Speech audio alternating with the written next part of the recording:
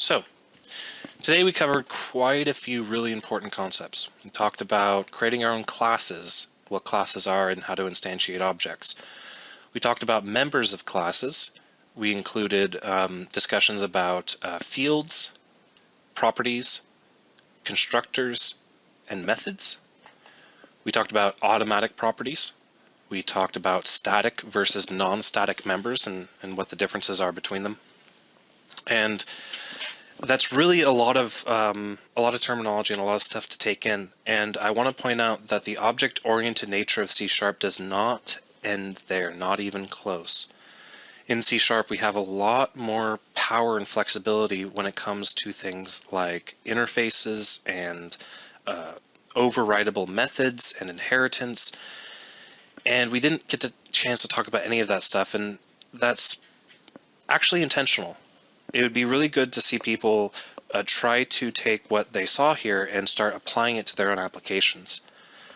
I think it's important to set expectations about how people will learn object-oriented design, in that it will be a very difficult process that will take a lot of practice, but I don't want people just to give up.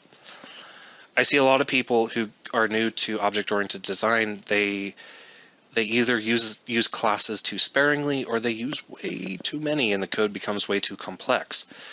The best way to learn it is to focus on creating an application that is larger in scope than what you guys have been used to creating, and see if you can introduce some of these concepts into it and work with it and see if your code becomes more clear. Because ultimately the whole purpose of the object-oriented paradigm is to make code more clear and easier to use and easier to write.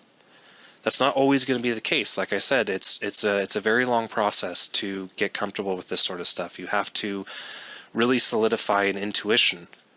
A lot of the object-oriented design decisions that I make, even in my own production code, can be hard to justify to people, simply because it's an intuition.